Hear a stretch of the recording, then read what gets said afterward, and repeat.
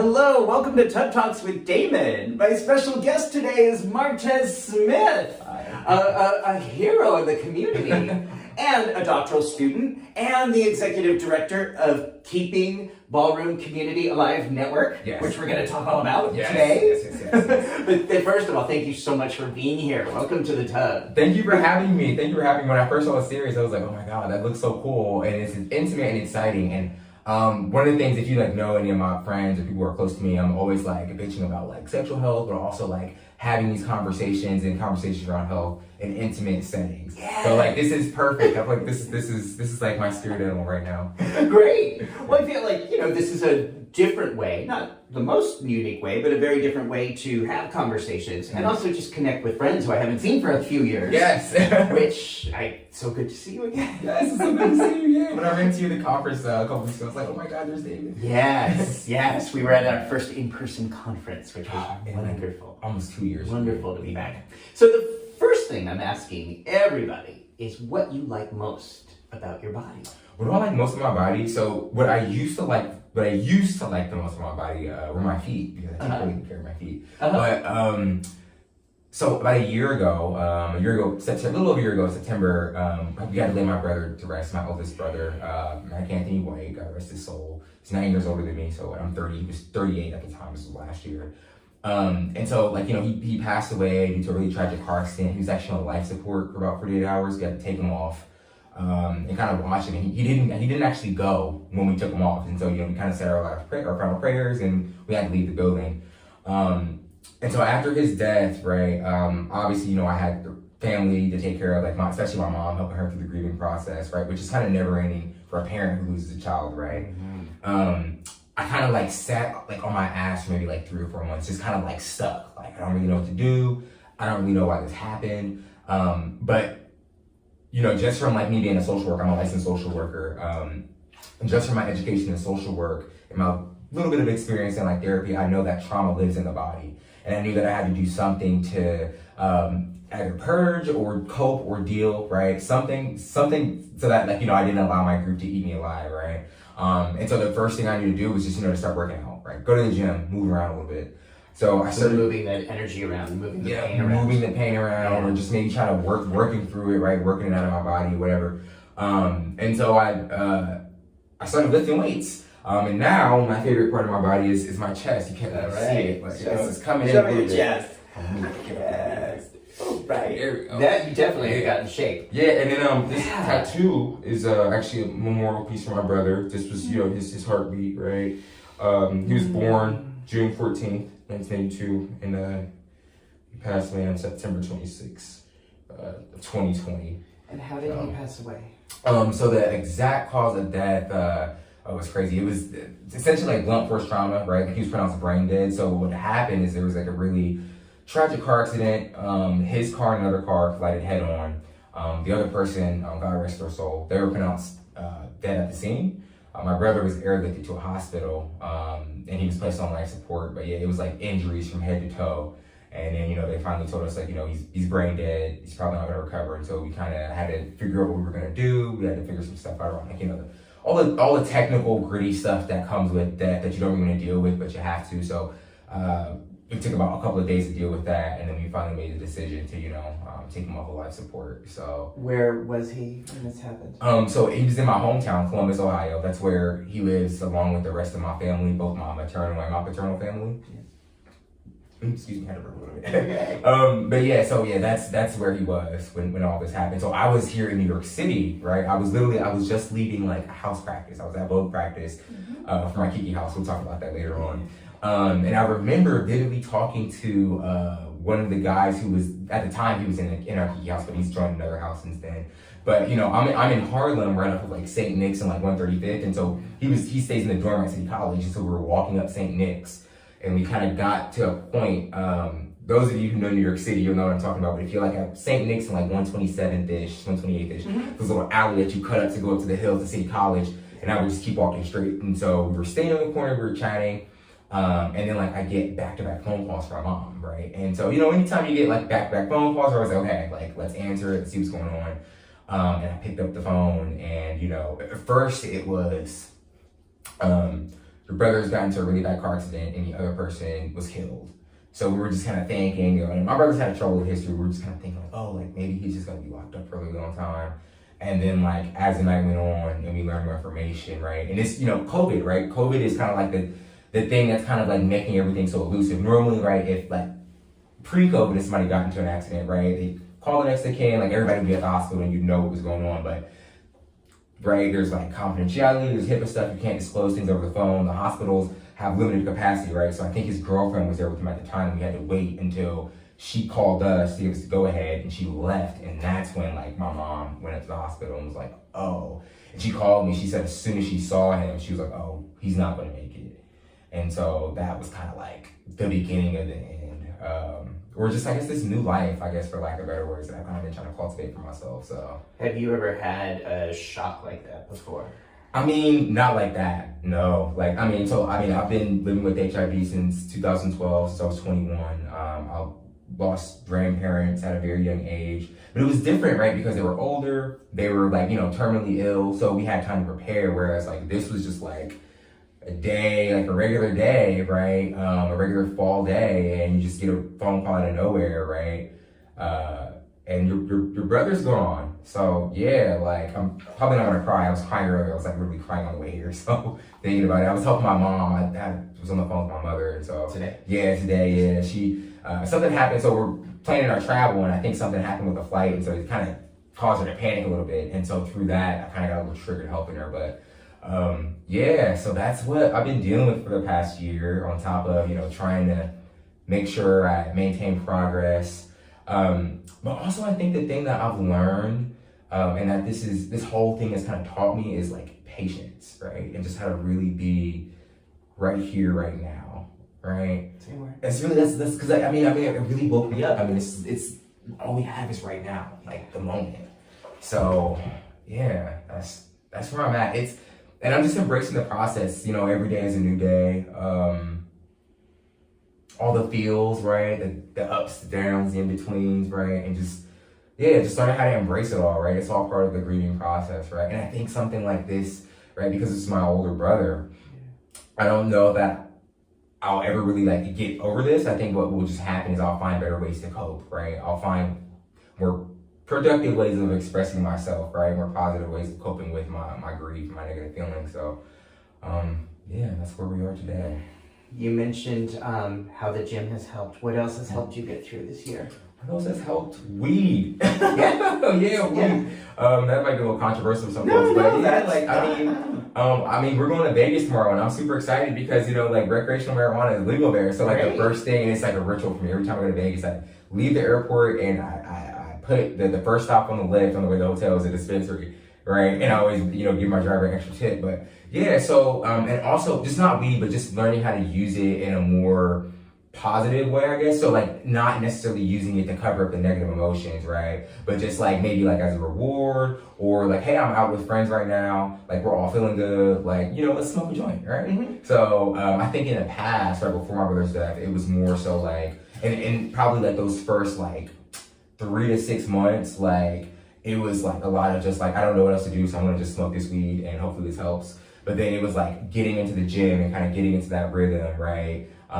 In order to get the best out of the gym, right, you have to get sleep, right? You have to eat well, right? And so if I'm high off pot all day, right, that might not necessarily be the case. So it's kind of forced me to contend with like how I do it in a more positive way. Yeah. So that, the gym, and just talking, like, I don't know, it's really weird. I remember when I seroconverted in 2012 and I found out I was positive, like I just didn't shut up about it. Like everywhere I went, I was like screaming to the hills, like, oh, like I'm HIV positive and blah, blah, blah, blah, you know, not literally everywhere, but you know, like whenever the time was appropriate. And I mean, I'm the same way with like my grief with my brother's death, you know, if it comes up, it comes up, you know, and I'm pretty unapologetic about it. So it's just like, this is where I am right now, you know, kind of like, you know, take it or leave it. Most people take it. Most people are sympathetic, empathetic. So, yeah. Sounds like being kind and gentle with yourself. Mm-hmm. Allowing yourself to cry when you want to cry, laugh when you want to laugh, smoke when you want to smoke. Just be whatever you want to be. Yeah. And that's it, just being, right? Yeah. Just, I can speak for myself, but I would like to think that a lot of us, especially like here in the Western world, right, United States, we're so preoccupied with, right, like the superficial things, right, our careers, money, right, our future, rightfully so, right? But I think we've done so where we've managed to kind of create a culture that does so at the expense of our own well-being, right? And so, you know, I remember like in my first semester of my doctoral courses, you know, one of my instructors told me, he's like, you know, if you don't enjoy this process, if you don't enjoy your time while you're getting this degree, like you pretty much just wasted your time, right? And kind of expose yourself to a bunch of mental abuse and hazing for no reason. So yeah, like go get drunk on the weekends, right? Make friends, right? Take trips, right? And also like get your writing done. Yeah. Yeah. So yeah, I'm just kind of like taking that lesson and just, you know, applying it to this stage of my life. Yeah. Is there anything you would say to someone who has recently experienced an unexpected, shocking loss? And as I'm saying that, I'm actually thinking of someone in my mind who may or may not watch this or may direct to this. It might be someone we actually know who just recently had a very traumatic loss. Is anything you would say to someone who's just beginning this journey of acclimating to this new normal? Yeah. Wow, where to start? What do I say? I think the number one thing is to just, if you can, be patient and be kind with yourself. Every day that looks different for me, right? I may wake up, some days I wake up out of like, I wake up to tears, right? I wake up and I was like crying in my sleep, right? Some days I wake up and I feel like I'm on top of the world, right? But I think the one thing that I've learned to do is I've just learned to, like when I wake up and however I'm feeling, just embracing that feeling. And if I need to reach out to somebody or shoot somebody a text message because I'm feeling a little down and I need to pick me up, like giving myself permission to do that, right? I think a lot of times we don't actually give ourselves permission to be kind to ourselves or to ask for someone to be kind to us. And we damn sure, I know I can speak for myself, I damn sure don't give myself enough permission to just be patient and to just sit and be in the moment, right? Because I've always been so like gung-ho, like gotta keep going. But traumatic loss and just trauma in general has a way of like bringing things to a screeching halt, right? And if you don't take the time to, you know, address that, right? Or at least acknowledge it, right? We may not know how to address it in the moment, but if at least acknowledge it and say, okay, this happened, right? And I know that there will be after effects. I don't know how that will look, but I'm going to be a bit more mindful of, you know, how that might manifest in my daily life, in my body, in the ways that I'm interacting with people. So yeah, that's my, you know, the short version. Wow, yeah. Wow, thank you. Thank you for that. And I have not had a loss like that, but I can connect on the level of having lost so many people, especially in the 90s, to people who we lost to HIV-related causes. And I guess the thing that I would say to myself is what you've already said, is like, be good to yourself. I don't think I was good to myself in that process, and that made the grief even harder. Did you feel guilty? I didn't let myself not be okay. Yeah. I didn't really give myself permission to just grieve and be not okay with being okay with not being okay. And that is something I do now in my life. But in my 20s, I didn't know how to do that. I didn't know how to ask for that. I didn't have the words for that. Yeah. But what I can say is that so much of those experiences informed my work and the ways that we've met in the HIV field in terms of passionately, lovingly telling people about U equals U in PrEP. Yeah. And I think that's partly why I get to do it, because people know I'm coming from a real place. Yeah. And I'm just thinking about so much of the work and the energy that you put out into the world as well. Even before this loss, there's so much of your life has been dedicated to helping people live their lives in a way with more fulfilling quality and quantity. So I want to ask a little more about that too. Yes, please ask away. I'm excited to share. So you're a doctorate candidate, and your research is really focusing on peer. So correct me if I'm wrong, but peer-based interactions. Peer-based sexual health communication. Right, sexual health communication to help people learn and understand how to treat and prevent HIV within the BALL community. Yes. So let's talk about that. Yes. Because that is not something that I think many people think about or even know about. No. And when they're throwing around these End The HIV Epidemic statistics left and right on the state or local or federal levels, I don't think people really think about these things a whole lot. Yeah, I think a lot of people don't think. I mean, the researchers who do the work, right, do it, right. And the community organizers on the ground, the countless amount of nurses, healthcare workers, HIV testers, STI testers, right, who kind of interact with these communities on a daily, right. We know these things to be kind of like intrinsically true, right. But I think like finding the language for it is another thing, and also kind of like putting science, right, in community and conversation with like government, right, so that they understand, right, this is what we mean when we say like social networks and stuff. But yeah, so I think there is something very powerful about human connection, right? We're social beings, right? So a lot of the basis for just a quotation, right, our day-to-day experiences, right, are rooted out of the relationships we form with the people around us and in our communities, right? And I think there's something profound to be said about that in relation to sexual health and about health in general, right?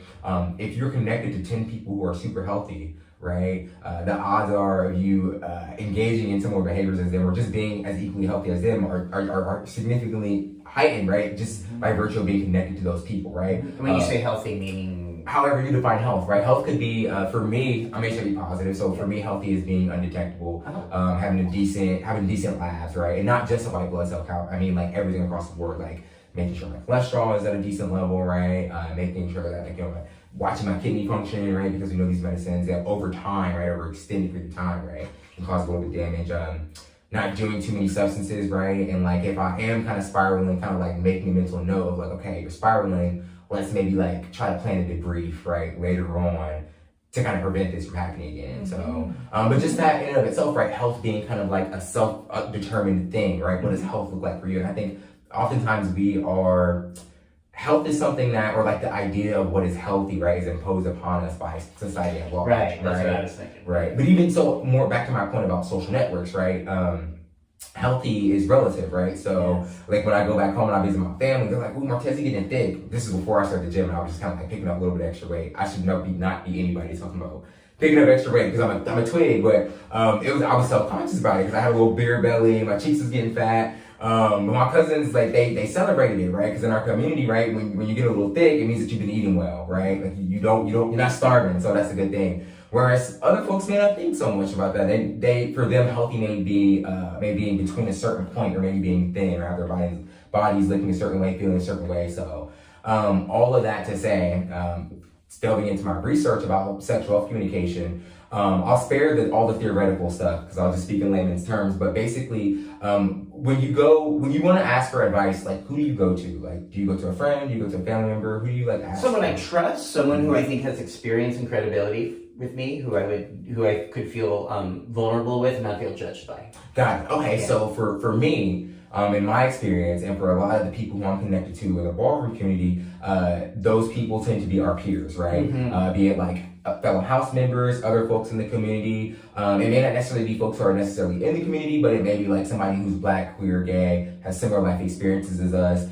Maybe they're not Black, right? But maybe they're queer, maybe they're gay, and they know, right? And they can relate to us. They know how to relay the information we're seeking in a way that we can process it and digest it and apply it to our own lives, right? And so I'm a firm believer, I'm truly convinced that most of the times, those people that we end up trusting the most end up being like friends, right? Sometimes they're family members, but I think when it comes to like stuff like sex, especially like us being gay men, we usually go to our friends. I know I go to my friends. Sure. Yeah, and so, you know, if you're in this wonderful life of ballroom, right, you dedicate a lot of time, money, and energy to that, and it becomes a lifestyle. And so your friends and your family end up becoming the people who you're competing with, who you're practicing with, who you're perfecting your craft with. And so I kind of use that hunch and I use that information to kind of develop this hypothesis that folks who are in the community, right, who have those conversations, those positive and affirming conversations around their sexual health with their peers, they actually experience better outcomes. It doesn't necessarily say that all the structural stuff that we know that like kind of like places Black queer men and Black queer folks at a disproportionate odds of contracting HIV. It doesn't necessarily ameliorate that, but what it does is it buffers against all the bullshit that could transpire had they not had that extra level of support. Does that make sense? I think so. So the health outcomes, the hypothesis is that we can lower or have healthier health outcomes. Yes. When people in the ball community are actively engaged with having these conversations and talking with peers and talking with family about these health issues or about testing or about treatment or about U equals U, about what it means to be living with HIV, right? And kind of like using the treatment as treatment, like exactly U equals U, literally what I just said. So yeah, making sure you're on your meds, you're on your and it's going to make more sense coming from someone you know, that like if I'm like some white guy and I walk into a ball and say, hey everybody, U equals U is a wonderful thing. Yeah. That won't that won't have the impact nearly as much as someone whose friend or someone they trust or live with has that conversation with Exactly. Okay. Exactly. Yeah. And so this is the research you're doing. Yeah. Is there anyone who doesn't agree with this, or anyone who's saying, Martez, I think you're off track here? Certainly. I mean, I got it in like my grant reviews, right? When I got my funding. What was their argument? So there were, they were kind of all over the place. So I don't think there were any actual real arguments against the hypothesis itself, because it held up pretty well. I mean, there's even like previous research to kind of like prove this that's been done like throughout the 80s and 90s. Like, look up the buffering hypothesis, and it's literally what I said. Like if when shit happens, if you have supportive people in your corner, they can buffer against the negative impacts that these things would harbor, right? It doesn't necessarily mean that negative thing won't happen, right? Because there are other things at play, right, for that event to kind of transpire. But what it does mean is that, right, you're not gonna, you have support, you have people in your corner, right, and you're not gonna fall off the deep end, ideally, But the naysayers, have said things like, well, what if your social network, what if the values kind of entrenched in that social network or that your peers kind of have are like antithetical to sexual health, right? That brings me back to a point I made earlier about sexual health, where we need to start looking at, self-autonomy in terms of like defining health, right? And also kind of like removing a lot of shame, right? I think there's a lot of assumptions that men who have sex with men or people with quote unquote deviant identities, right, engage in more like quote unquote risky behaviors. I have a whole like antithesis to that we can dive into. From coming from like a structural standpoint, right? But yeah, so the naysayers are kind of all over the place. I just don't pay them any mind. They may come at me, but I'm just like, I believe what I believe. But also the proof is in the pudding, right? If you look at the studies, right, and you look at the work that's kind of led me up to this point, I mean, it's not flawless, right? It's not without question, without critique. But for the most part, right, like if you experience like a profound or a certain level of self-autonomy, if you experience that from folks who you can relate to, and if you have the information that you need within a specific structure, right, it's given to you structured in a way that you can digest it. 9 times out of 10, you're going to be able to apply that to your life, right, and engage in health-promoting behaviors. So that's so interesting, and I think even more relevant in COVID times. I mean, we're talking about HIV, but we have seen how peers and social networks affect people's beliefs about COVID and vaccines and masks, and that seems to be so much about what people's inner circle are saying versus what the science tells us. I think COVID, just the pandemic at large, has done a really good job, right, despite all the loss, but I think it's done a really good job at kind of like peeling back layers of the onion of our society, right, and how folks really feel about education, some of our inadequacies writ large, right, around our around how our education and our information technologies are structured, right. Oh man, I don't want to go too much into a tangent, but yeah, I mean, I think it's been very revealing, right? But it seems to support everything you're saying, that whatever people are going to believe, it's largely going to be derivative of who they're talking to, who they're having conversations with, and we can use that for the power of good. Yes. I think we can harness that. And so there are like theories that support this, right? Like if there's some type of innovation or new technology introduced, right, into any given setting, community, what have you, most people are going to be hesitant to engage with that technology or utilize that technology at first, right? Think of the COVID vaccines, right? If you do your research on mRNA, you know that this stuff has actually been around for a while, right? They've been doing research on mRNA vaccines, I want to say, since the 60s or 70s, right? There's actually an article on my Facebook page. If you just go to my Facebook page, Martez Smith on Facebook, and you scroll down a little bit, you'll see like the history of the mRNA vaccines. It's a very dense read, so you probably can't read it all in one setting, but it tells you the very complex and spotty history of the mRNA vaccines and how scientists have kind of like used it and picked off where this one lab left off and kind of like improved it. So, but we had this technology at our expense, and we most of the like sequences known to man in terms of like DNA can be reproduced in labs. And I think that's one thing that a lot of humans don't realize and don't understand, or maybe even be suspect about, right? And rightfully so, if you don't really know about it, you should be suspect. You should be like, I have questions, right? Yeah. But yeah, I mean, you look at some of the countries where like vaccine hesitancy is at its lowest, right? They've had some of the best outcomes, right? Not in all cases, but in a lot of cases, like their governments are run by scientists, right? Who have a knack for generating objective, evidence, right? And kind of disseminating that to the masses. Yes. So I think in the United States, for a lot of reasons, right? Valid and invalid, we kind of stick to our own guns, right? We kind of tend to formulate opinions about things, and once we have formulated an opinion about that thing, right, it's very, very hard to kind of like move us out of that. And I think, right, when you're in communities that reinforce whatever they reinforce, right, you're gonna believe that, right? So yeah, I can formulate my own opinion, then I can walk outside and be affirmed by, all my girlfriends and stuff like that, and yeah, there you go. I'm an anti-vaxxer, right? Nothing against anti-vaxxers, right?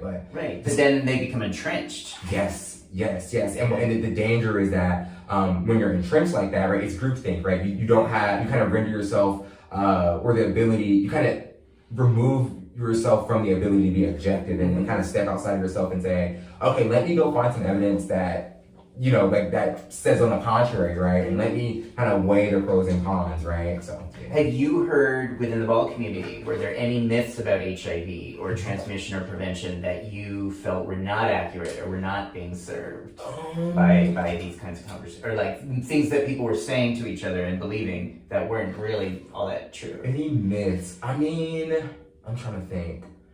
Off the top of my head, I can't think of any like myths or misinformation. What I probably hear more often and what I probably subject to more often than not is like just the stigma, right? And the stigma that may manifest as like somebody may not want to get tested, or they may say like a kind of like a negative comment about people living with HIV here or there, right? It might not necessarily be like information, right? I will say like Black men who have sex with men, Black queer communities of color at large, and very specifically like in the Ballroom Community, like we have been like inundated with a lot of HIV information, and so does that mean inundated in a good way or inundated in a way that has sort of had diminished effect? Both, right? So I think you ever hear about this concept of HIV fatigue, right? Say more. Say more about that. So it's like HIV fatigue is just like, in gay communities, especially in the 90s and 2000s, right? Because HIV was thought of as a gay man's disease, right? Yes. There's a history lesson there. We can delve into that later, but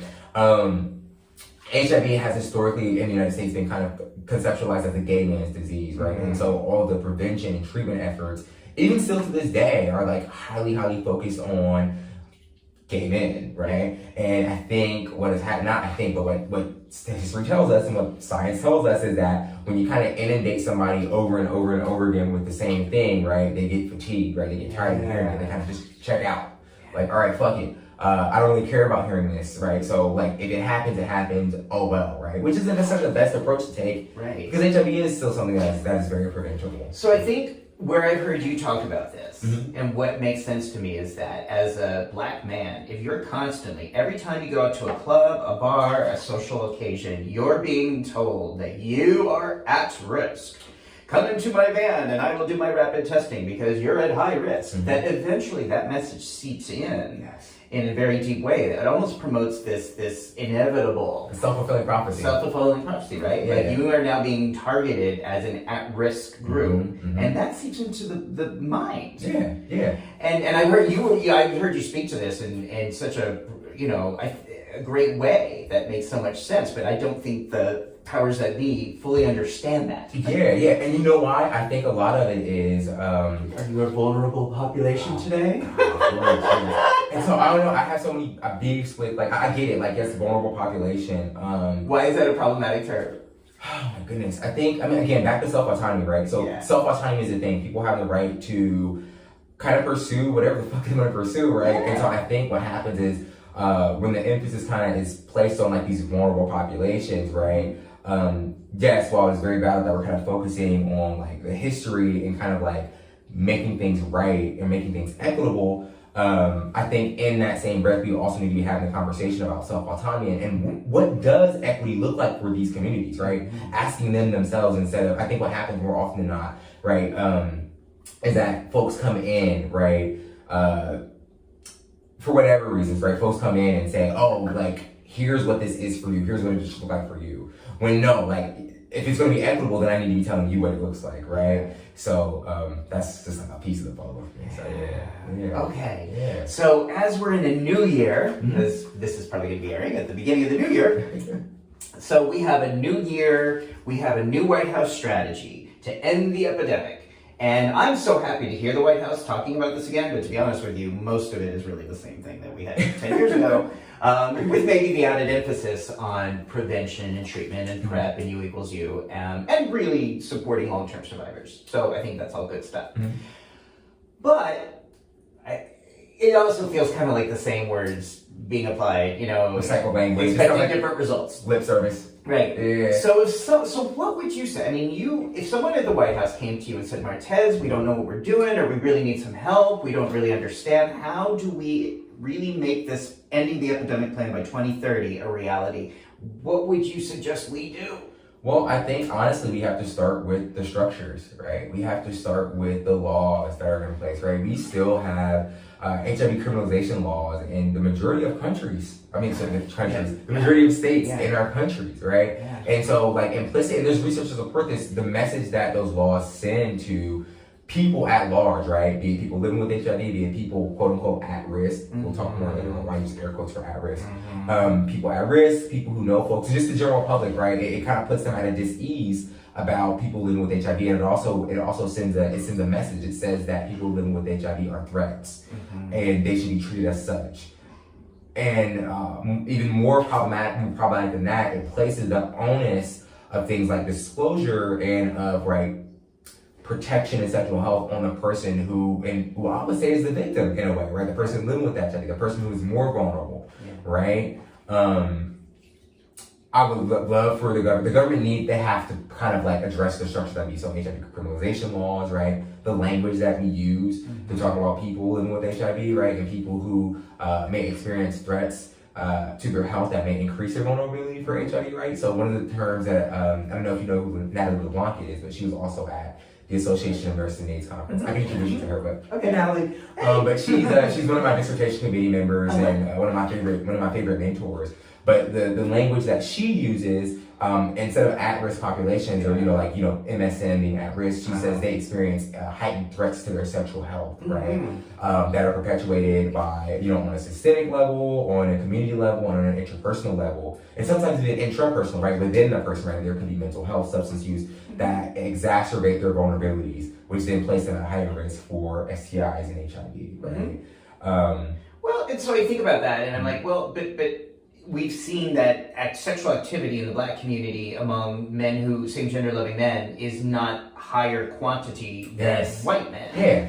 And so where I think researchers and these folks get into trouble is trying to sound like you are at higher risk because of who you are. Yes. And again, it's like, well, let's talk criminalization, right? I mean, okay, so in most states, there are laws against people living with HIV having sex. Yes. But who are the only people these laws get enforced against? And where are these laws being primarily enforced? Exactly. You see it in the Bible Belt, in the South. Yeah, in the South. Right? And right? Almost exclusively only Black men. Yes. And that kind of perpetuates that thought, right? It kind of reinforces the idea that Black folks are a threat, right? Black men more particularly, right? They are Black men's bodies, right? They're a threat to the well-being and the homeostasis of our wonderful nation that is the United States of America, right? And that's just not true. That's not true. Right. Yeah. So criminalization laws for people living with HIV reinforce that in a way that only seems to promote criminalizing Black men's bodies, Black men's sexuality. Nothing that actually does anything to prevent HIV or end the epidemic. And then what those laws do, kind of on a more insidious level, right? And I think a lot of times people, in my opinion, tend to underestimate the how much impact the law actually has on the quotidian, our everyday, mundane life experiences, right? I think the law has much more profound impact on our everyday experiences than any of us probably are really cognizant of understanding. But what those laws do, in addition to kind of sending that message that these Black men's bodies are less than, they're worth less than, and should be punished, right, for the wrongdoings that they're committing in such societies, is that folks then begin to kind of like believe this idea that these black men are engaging in behaviors that are placing themselves and others at risk, right? They tend to reinforce the idea that these black men are like sexually deviant people. They don't have their best interests or the best interests of society at large in their own minds, right? And it completely decimates any context, right? That places that places things into perspective, right? This person could be a sex worker. This person could just have been in a relationship, right? Could just literally have been in a romantic relationship, and like the first time they decided to engage, right, without a condom, they contract, right? And because these laws work to kind of perpetuate stigma at large, more specifically against black male bodies, just black bodies in general, non-white bodies, right? Somebody could literally just flip a switch and be like, oh, like, this person didn't tell me their HIV status, and I feel like I was exposed, right? And it turns into a court case, right? And if you don't press charges, the state most definitely will. So yeah. And in some of these areas, it doesn't matter if condom was used. It doesn't matter if anyone Exactly. ejaculated. Yeah, it's yeah. just like, you know, a person living with HIV was sexually active and he's black, and we're going to prosecute for that. Yes. And even if the prosecution doesn't stick, that is still traumatic to have to go through that. Yes, and also that like folks who may be quote unquote at risk, right? Folks who are experiencing those increased threats to their health, to their sexual health, it makes them less likely to go get tested, right? Because they're like, well, if I do go get tested and I find out I'm positive, then I have to backtrack and talk to all the folks who I may have potentially exposed, right? They may then go and file charges, and then moving forward, I then have a legal responsibility to always disclose my status to people in an environment, in a context that might not receive that so well, right? Like for some people, this is a matter of life and death, right? And not from like a health standpoint, right? From an interpersonal standpoint, right? Somebody may say, oh, like you're gay, or like you're living with HIV. You're not worthy of life, or you're not worthy of a quality of life that allows you to be your best person. Yes. So first thing for the White House to consider, if we're serious, and I like to think that they are. I think they are now. I think criminalization laws have got to go. They've got to go. They are only hurting and only inhibiting these efforts to help people live healthier lives, get tested medically, sexually, spiritually meaningful lives. Criminalization laws are only perpetuating racial stereotypes that have been and there's research. It's a proven fact. It's proven. We've proven it in more ways than one, right? We've proven it quantitatively using numbers. We've proven it qualitatively using words, right, and experiences of people. We've had mixed method studies that have combined both of those efforts. I mean, people have literally written books about, right, HIV criminalization laws and like, the negative effects it has. So so that's the first start. I think after that, what needs to happen, oh man, I'm kind of all over the place. So in addition to promoting like biomedical things, right, like PrEP and right, U equals U, or treatment as prevention, what we really need to do is we really need to address medical mistrust. Like, so again, going back to health equity, right? There is a shit ton of work that needs to be done, and not just for HIV, but just for if the country wants to see its populace be healthy and happy, right? And if we want to see the most and the best out of our society, we have to address medical mistrust, right? Be it from providers, right? Be it like, those negative provider-patient interactions that leave kind of the patient just kind of feeling pissed off and nasty about their doctors and about like the healthcare system as a whole, or if it's right, like something much more larger and a lot more abstract to kind of deal with, such as like algorithms, right? When you go to the doctor, right, depending on your race, your age, what condition you're diagnosed with, what area you live in, existing, right, comorbidities and other factors, right? They can punch your information to the computer, and then algorithms will tell healthcare providers, right, the MDs, the physicians, how to treat you and what to treat you with, right? The issue is that the majority of the folks making those algorithms are white men, right? And there are all those biases that are kind of coded in there with those algorithms. Or what happens is when those algorithms are being built, they're being built with populations that are not as diverse and representative as the large United States, right? And when that happens, right, it's skewed, right? It becomes biased in one particular population or setting, and then it's not generalizable to a larger population. And so, and that decreases effectiveness. So we're using algorithms. First, there's formulation. We're using algorithms, right?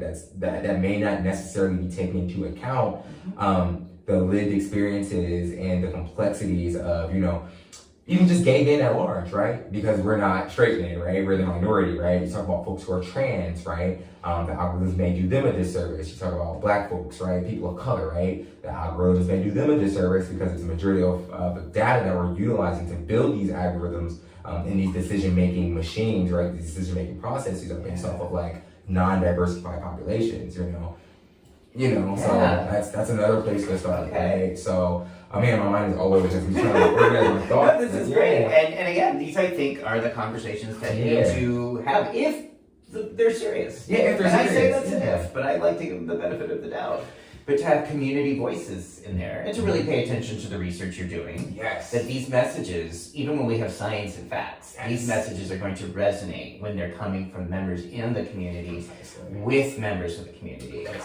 Precisely. And that was going to be my third thing. So so I think what's happened in science and in like policy at large is there's been a large, I'm still like doing my research and kind of like figure out like where this is coming from, but I feel like there's been this large divestment in community, right? Like, I don't know if it's just maybe easier to do things without soliciting community input. I don't, again, like I said, I have to do my research to kind of figure out like what has happened over the past 20 to 30 years to where, when all this stuff first popped up, I think like the NIH required, I think the CDC required that when you got these funds to do studies or programs related to sexual health and HIV, you had to have a community advisory board. That's no longer a requirement. Wow.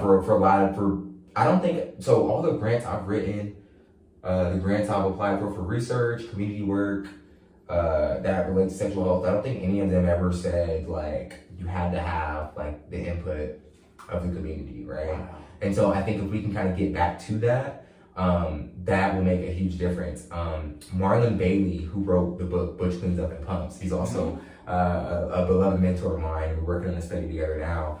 He uses this term that he actually got from a guy who did some research with heroin users. And I can't remember this person's name, but the term that he used was intravention, right? Instead of intervention. Intervention is someone from the outside coming in and telling you, oh, you have an issue, and here's how you solve it, right? Yeah. Kind of like, what I mentioned earlier about like being able to relate to the person who's giving you a message about whatever, right? Yeah. If I can relate to you, I'm more receptive of it. Or if I know that you're a member of my community, I can relate to it. But Bailey kind of takes this term that this researcher kind of invented, looking at heroin users and kind of the practices that they developed to mitigate their risk against hepatitis and HIV, and he termed it intravention. Wow. And so intravention. Within, it comes from within the community. It's organically fostered, right? And so I think one of the things that people forget about the ballroom community is that it was around in the drag community, right? Before drag pageants were around, before HIV was thought of. And so we have all that history, all those assets, all those strengths to call upon. And so Ballroom has naturally fostered its own HIV intraventions, right? Since the beginning of the pandemic, right? Be it, something as simple as like rendering care to their sick relatives, to their sick house members, to their sick community members. Or it could be something big, right? Like participating in some of the early trials, right? Being brave enough to take AZT, right? Because we knew that did a number on the folks, right? It was so toxic, right?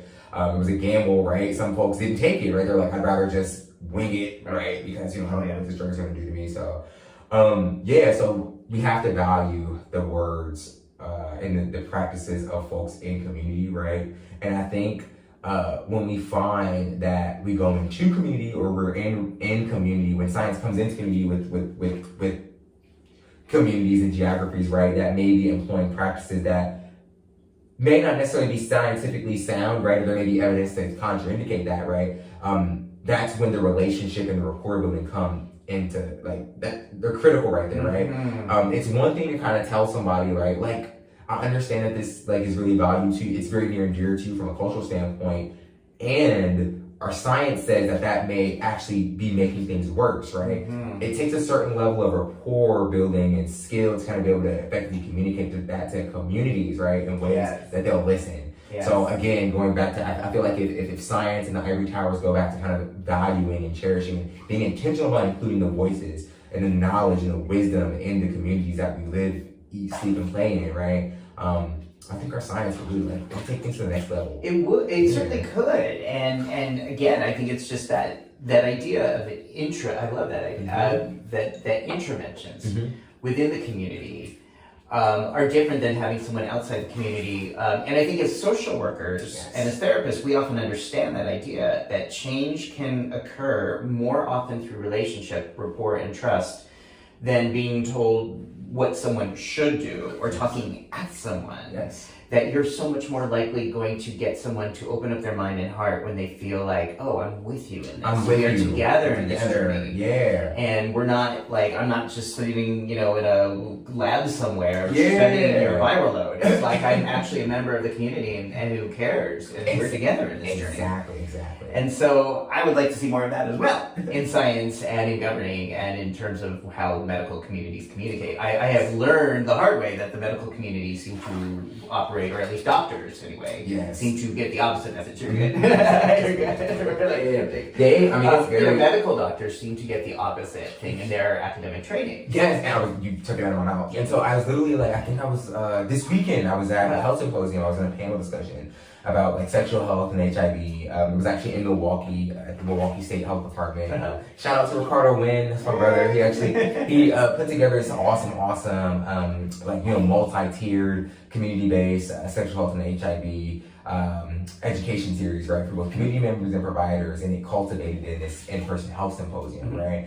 And we had this really in-depth, 2-hour discussion about, right, HIV, both in LGBTQ communities and the community at large, right? And the thing that came out, I remember mentioning this, like, a lot of the medical training for MDs, right, and healthcare professionals is, it's designed in a way to kind of, it teaches them that they're the expert, right? And that they should not take any type of input or questioning from the people who they're serving, who actually know their bodies. Right? Yeah. Right. Yeah. So that's how my whole should thing came up. And I wrote a book about the word should, partly based on that medical model, that when you tell people what they should do, even if it is medically accurate, you are so much less likely to get the outcomes. And there were so many doctors I worked with who were like, oh my God, why can't this person, I keep telling them what to do with their cholesterol, their diabetes, and their HIV, why won't they just say what I'm telling them they should be doing? I'm like, because that's not how it is. That's not how human beings are. Oh my God. Okay, so much good stuff. I wish you were in charge. One thing, a few minutes left. One thing I'm curious about is before you started your research before Pose came out. Yeah. And then Pose came out. It was a very popular show and really outlined a lot of facets of the ball community. Do you feel like that? Do you feel that helps people understand how valuable the ball community is, or was there any limitation or disadvantages to having that show up? Yeah. I think there are always limitations. That nothing is above critique, right? Nothing is we strive for perfection, but we will never be perfect. I think for the masses, I think Pose did an excellent job at kind of like getting the most important parts of the message home, right? Talking about the origins of the community, right? Kind of how it's evolved over time, right? That these are essentially families, right? Like these are families that have been forged out of fucking strife, right? And like we're here, right? We're still here, right? So I think Pose did what it needed to do. Again, it was made for TV, so I think a lot of times folks in the community tend to kind of be upset at some of the nuances and about the politics behind how it happened, and rightfully so, right? There's always critiques, and very valid critiques around. They could have did this a little bit better. They could have called this person. They could have called that person. They could have had a little bit more sound story. And the fact of the matter is that this was something that was produced by Ryan Murphy, right? Who makes cisgender white gay guy who makes movies for FX and stuff, right? He's a producer, right? And so while I do know a lot of folks who were involved with the production of Pose, right, and who were like on set, we have to kind of remember like it was something that was meant for the masses and not necessarily for our community in and of itself. So I think it did it. I think it did what it needed to do. I really wish it didn't end, right?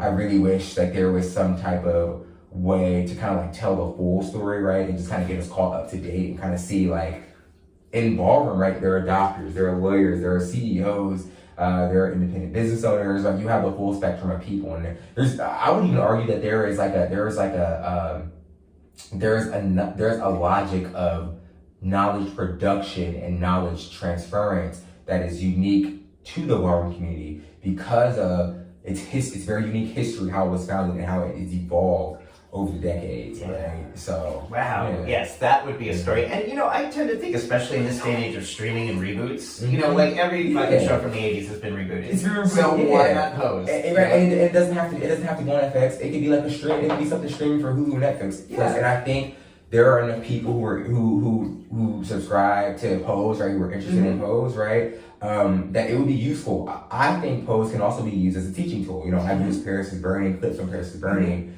right, as teaching tools, right? And so I think, why not use this thing that's a bit more up to date, had a lot more community involvement, community input than Paris is Burning, right? I know people who worked on Pose, right? I can watch any episode of Pose and say, I know this person, I know that person. I have this person's phone number. They were just at my house. Were you ever offered a chance to be on it? I never auditioned, but no, I'm lying. I did audition for the 3rd season, and I don't think I got picked up, but I ended up doing other background gigs for other shows. Okay. So it just worked, and I'm like, oh, cool. So, but that's another thing. So there were folks who auditioned for Pose who weren't picked up, but that kind of helped them launch their creative career or take their creative career to the next step or the next level. So yeah. Wow. Okay. Yeah.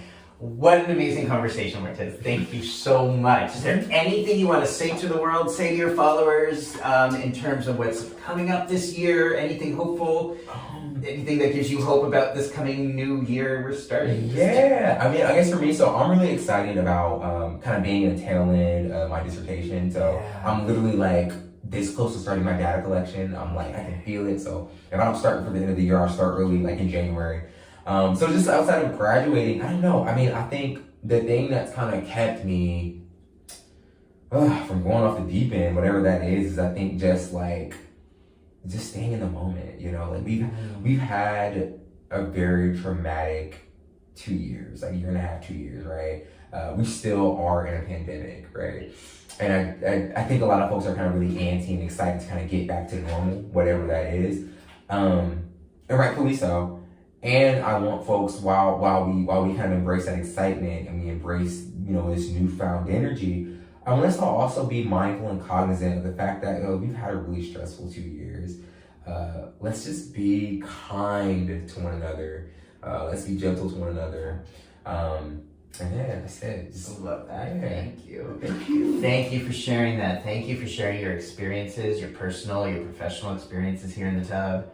And this is why I'm doing this. It's just because, there's so many people, you've got such great ideas, and I know so many really smart people, and just wanted to share these ideas and put these out into the world, ways that we can enhance this experience of living, surviving, and thriving together in the years ahead. Yes, indeed. All right.